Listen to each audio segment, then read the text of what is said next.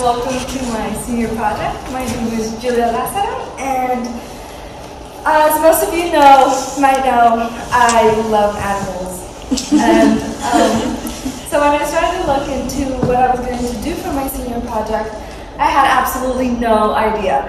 But I did know I wanted it to involve animals in some type of way. So for winter break, I had plans to travel to Guatemala and visit my family. And that's where I saw my opportunity. Last time I visited Guatemala, I was shocked to see the large amount of animals uncared for and suffering in the streets. And it broke my heart to see that they were all very uncared for and malnourished and dehydrated, and some seemed like they hadn't been fed in days, which is probably true. So here are a couple of pictures that briefly describe what animal cruelty is. These aren't such as worst pictures that you can find on the internet, but they are horrible, they're very bad, and it happens a lot in countries like Guatemala, poor, and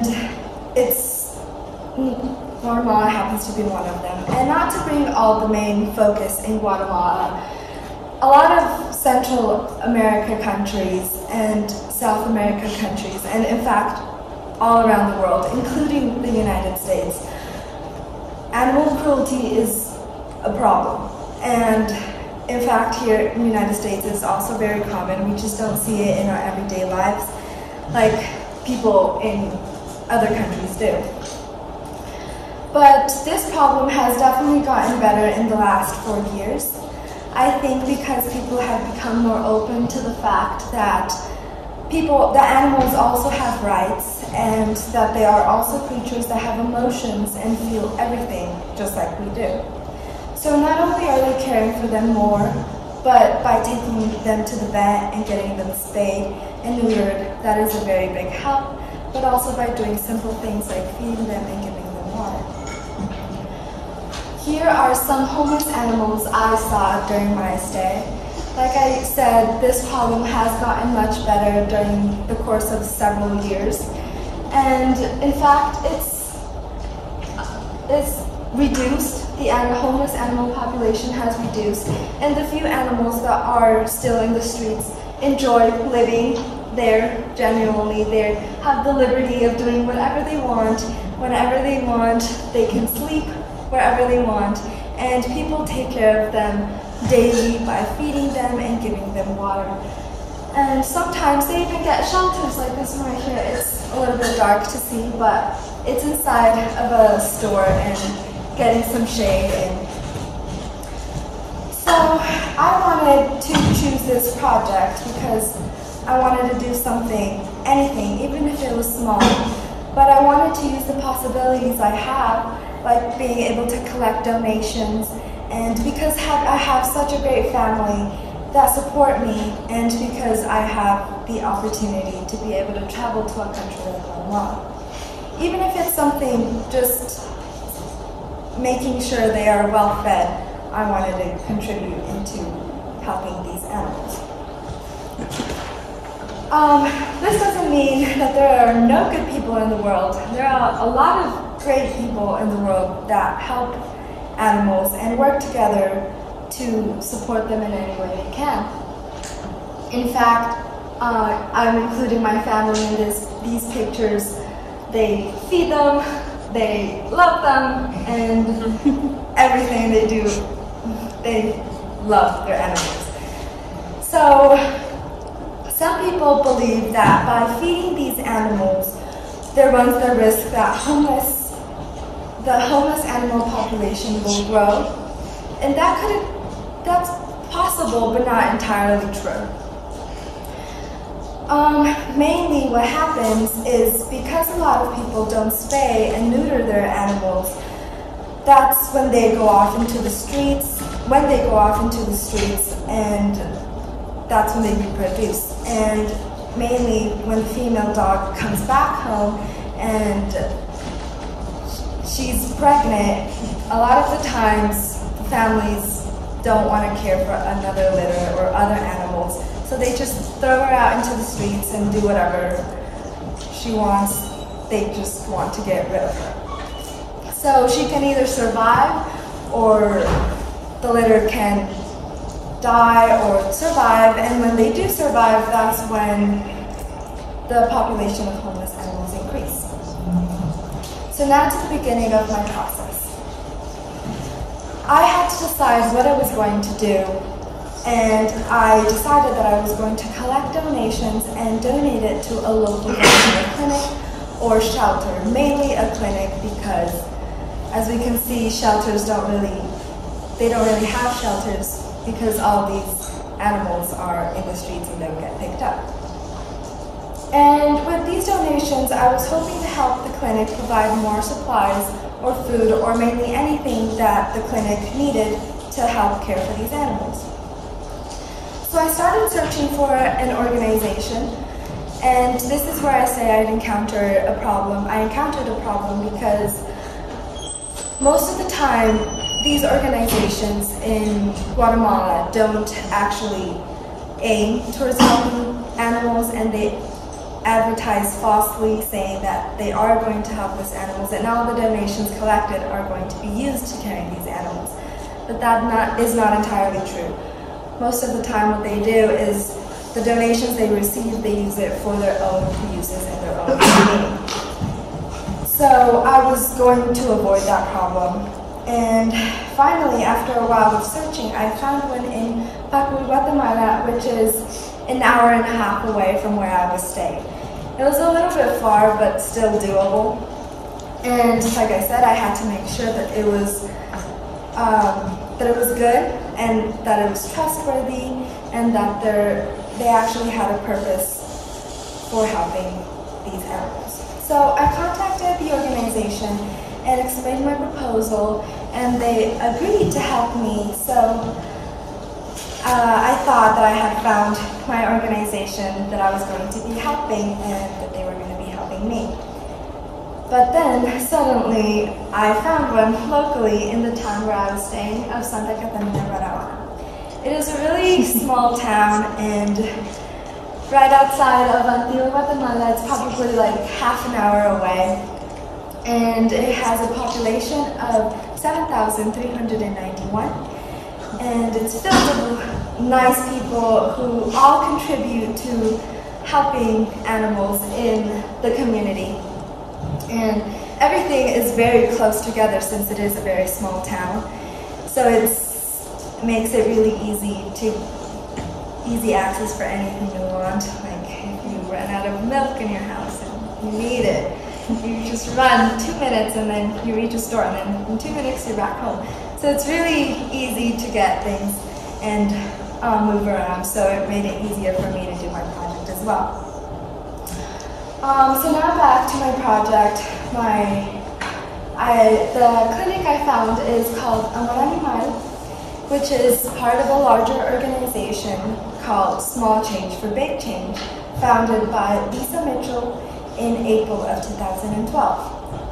I right away knew this was a trustworthy organization because it was recommended to me by my family, and they always take their animals for any necessary vet care whenever they need it. So I knew it was an organization to trust. So I reached out to Lisa and gave her my proposal, and she agreed to help me. And that's when she also became my mentor. She seems like an amazing person. She was, and I was very excited to start working with her. So a little background on Lisa and her purposes with this organization.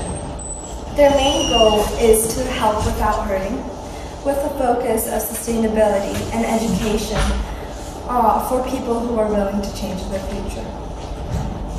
Their aim is not only to help animals of Guatemala, but also the people. Guatemala is a poor country, and people in the country also need help. A little background on what it means to be poor. If you ask yourself, or a society, what it means to be poor, the most common answer is the lack of income or the lack of material things. And I think we have a wrong approach to this, because when people tell us or define that this is a definition, our solutions are to provide those people with those material things, and whether that be food, clothes, or money. But this can actually really harm the self-belief of a person. In the year 2000, the World Bank conducted a study in Rwanda, Africa, in which they asked 60,000 people who are considered of low income or poor, if you may, to define poverty themselves. And 10% of that populate that, the 10% of those people answered that it was the lack of income or the lack of material things. But the bigger percent of them, which is the 90%, actually said that it came from emotional consequences. Like, I feel shame, I feel incapable, I feel like there are things that won't allow me to move forward in my life and succeed. This is the bigger rest that we aren't addressing. So, we think that by giving them money or food or clothes, we are able to help them. And we are, all done out of our goodwill, of course.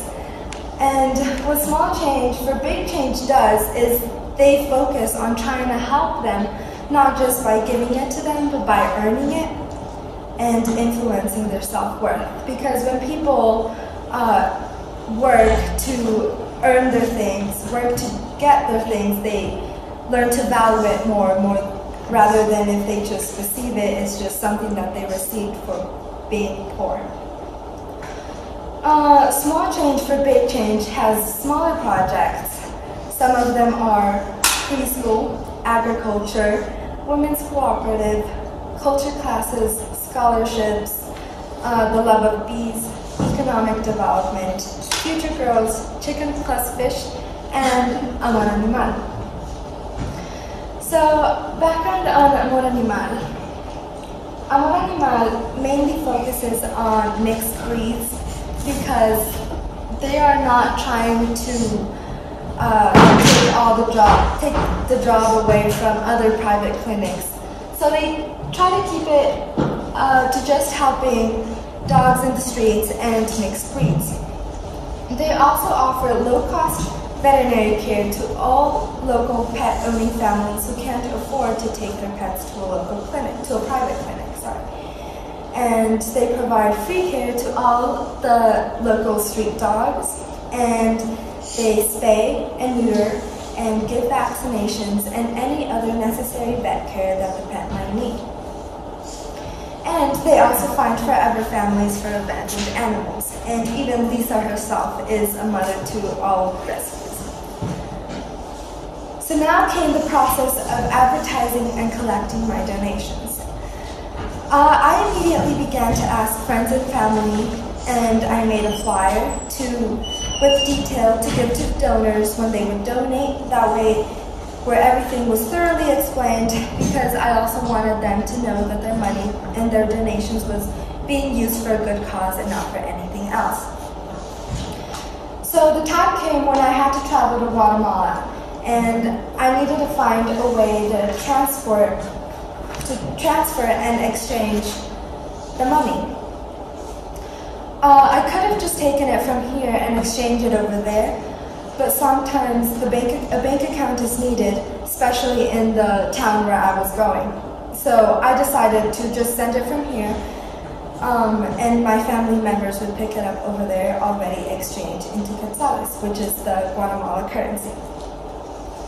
So I did it. I sent it from a local store here in Santa Fe called Latinos Unidos, which focuses on doing these transactions for people who have family in Central America and who would like to send money to their loved ones. And this is the main way we use for transactions when we need to send money for any other occasion. So the difference between the dollar and the quetzal, the value of the quetzal is lower than the dollar. So for example, $1 is equal to 7.69 quetzales. the amount of donations I was able to collect was $170 in cash. And $10 of that I had to use for the transaction fees, so that lowered it down to $160, meaning that in quetzales I collected in cash 1,257 with 61 cents. I also had some online donations, which was $150, and in quetzales it was 1,153 with 61. And so in total donated to Amor Animal, in quetzales it was 2,411 with 21 cents and $310. So I informed Lisa of, when I got to Guatemala, I informed Lisa of my arrival, and we set a day to work on my project. And we also further discussed details about what to do with the donations based on things Amor Animal needed. Unfortunately, the clinic was closed because I did travel during the holidays, so I was not able to participate on any other of the clinic things, like a shadow day of surgeries, spay and neuter surgeries, unfortunately. But we did decide that we were going to buy dewormers and deworm animals throughout town, and with the rest of the money, it was going to be used to provide for spay and neutering at no cost. And we set the date for December 23rd of 2022. So several days before I was to meet with Lisa, the annual canine walk was hosted, the Pata Caminata. And this was the first time I met Lisa. And so what this canine walk is, it's hosted at the end of every year to promote animal well-being. And people are allowed to bring their pet-friendly dog and dress them in holiday attire as well as themselves, and participate in a pet parade that goes around town. And at the end of the parade, the pets are allowed to enter a contest where they can win a variety of prizes in a variety of categories. For example, like who's the fluffiest dog, or who's the biggest dog, or who's the smallest dog, or the dog with the longest tail, or who's the most dressed for the holidays. Yeah. So it was really fun. I was so fortunate to be part of it, since my cousin does have a dog that we were able to attend the parade with. So it isn't a big event, probably around 40 to 60 dogs that participate in it, but it is very fun to be in and for the community to get to watch it. So finally the day of the project came, and Lisa gave me a tour of the entire places of the clinic, the garden, and the horse stables that she has, and all of the other places where the other projects take place. That right there is the waiting room for the clinic of Amor Animal.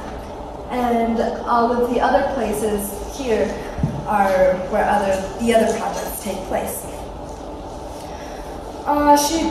She also introduced me to her lovely animals, who are all rescues, like I had mentioned before.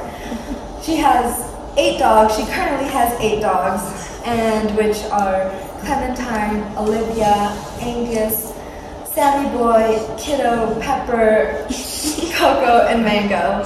And then here they are, and here's more different angles. And she has 1 cat, that's Lilac.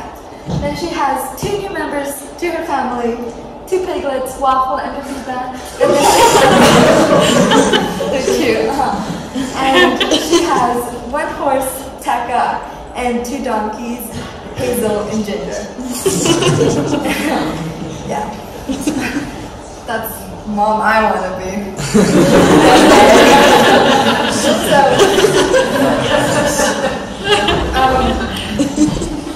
Like I said, we bought the box of dewormers, which cost $90, which is 720 quetzales.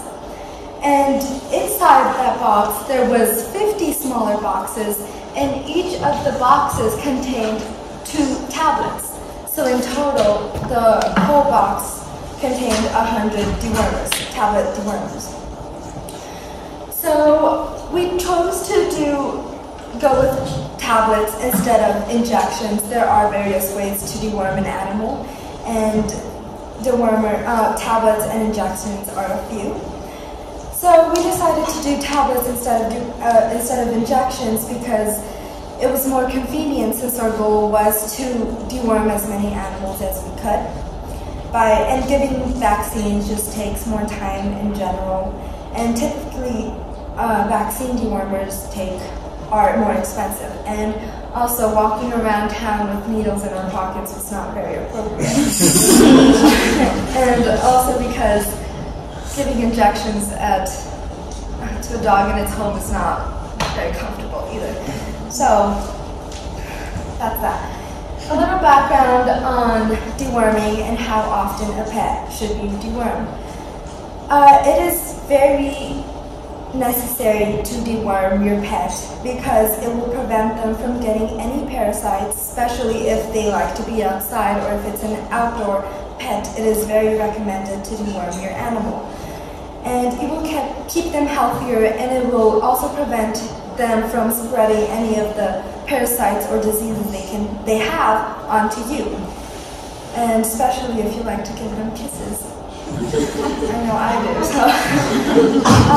So like I said, frequently, and what I mean by this is by the amount that your pet spends time outside, or with children, or with people that have delicate health, or their age as well. So for example, puppies and kittens, it is recommended to be dewormed at least twice every 2 weeks, from the age of 2 weeks to 12 weeks, and then the rest of the other ages, it is recommended to at least get dewormed twice a year. All done to keep your pet healthier, so keep it in mind. Alright, so then we walked around town deworming animals, mainly dogs, and the amount of dewormer was given according to the animal size. So for a big dog, a full tablet was given. For a smaller dog, half of a tablet was given. And for the few cats that we did deworm, also half of a tablet was used. The procedure was hard. Making a dog swallow a pill can be pretty difficult. And sometimes it was better for the owner to do it because the dog probably feels more comfortable having the owner perform the procedure. And the few times that we did end up deworming right then and there, Lisa was the one who did the procedure, because for safety purposes I was not able to deworm these animals because it involved sticking your hand down the animal's mouth, and sometimes the animals are not comfortable with that, so they can bite. And so since Lisa knows a couple of these animals, they know her as well, so they felt a little bit more comfortable. Then we also dewormed a couple of street dogs here, and for those we did end up buying sausages because we were not going to be sticking our hand inside of those stray dogs' mouths, and so it was easier too.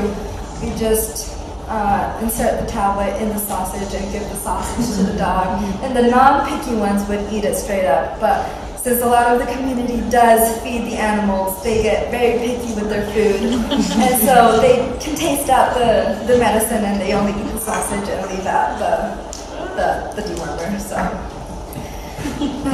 yeah. Unfortunately, that was the only thing I was able to do in Guatemala because Lisa is a busy woman. She has a lot to do with the organization, and she was only able to meet with me one day. But I was able to help my aunt with her new pet, her new kitten, and provide her with a dewormer and a no-cost spay. the remaining money I had in cash, I still had 537 quetzales, and online I still had the same amount, which is 1,153 with 61 cents. So in total, I still had 1,690 with 61 quetzales left. A surgery in Amor Animal for spay and neuter is a total of 150 quetzales, or $20. So, meaning that with my donations, they were able to perform 11 surgeries. All the surgeries took place in the same day, and that entire day they were able to perform 30 surgeries, including other donations that they have. So with my donations, Lisa was only performed surgery on dogs. Since I was not able to be there, Lisa did send me these wonderful pictures, and a lot of people did show. You can see the waiting room area was very crowded. These are all the neutered cats, spayed or neutered cats, and surgeries being performed here. And yeah. Well, with this concludes my project and my journey on helping these animals. I had so much fun doing this project that I was happy I was able to have another experience with something I love doing, and I'm so happy I was able to include animals in my project, and even better that I got to help them, which made it 100% more fun for me. And because of that, it wasn't hard to do. It was very easy, and I enjoyed every minute and second of it.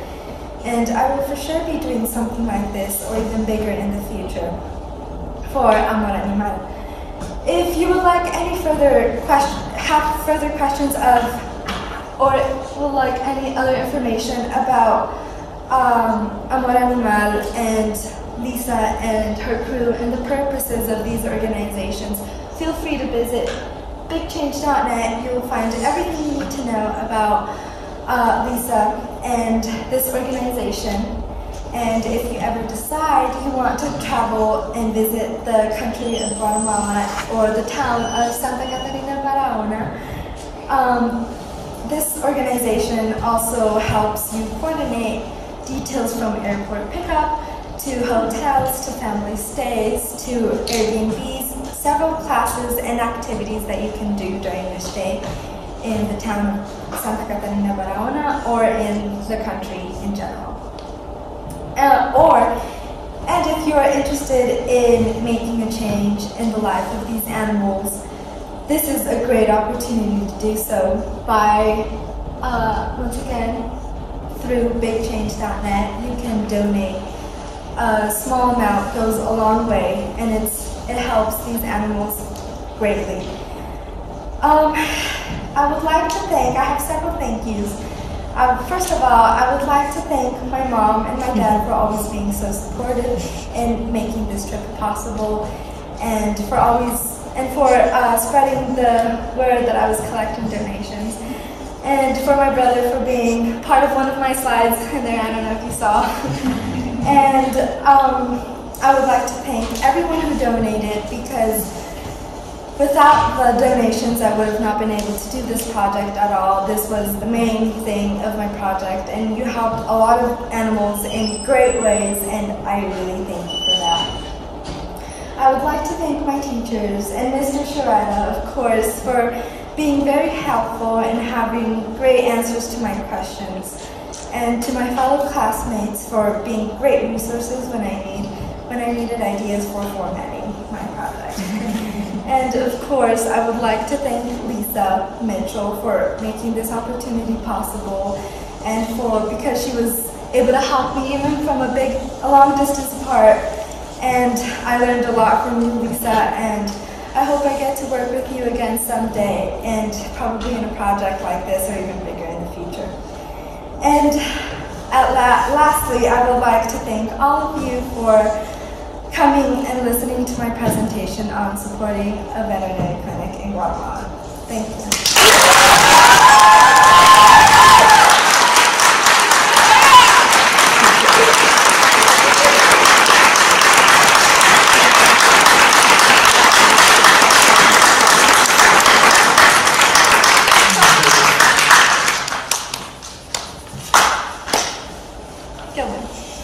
I was a big dog, one pill, and then a cow. Yeah, we did not deworm cows. I don't know if you can really deworm a cow.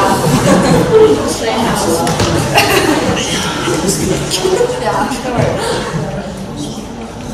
Yes. Did you do paperwork on the animals to any record keeping so that they knew when their last deworming was? No, that kind of just will depend on the owners. Guatemala, this just isn't hasn't organized or keeps records like we do here. So the owner just has to be responsible of when their pet was dewormed and keep track of when their next dewormer appointment needs to be. Usually it's around 3 months or so for other dogs. So like I said, twice a year. And yeah. How does it work? Is it like vitamins? Or It's like medicine. It goes and kills the parasite or diseases that the dog or cat may have. So it kind of works like an antibiotic, kind of, like that. Mr. Shred. So this organization, Small Change for Big Change, is really interesting. I was wondering if you know where else in the world they're working. It is local. It is a local organization in the town of Santa Catarina Barahona. And yeah, that is the only place that they are located at the moment. Yes. Okay, great.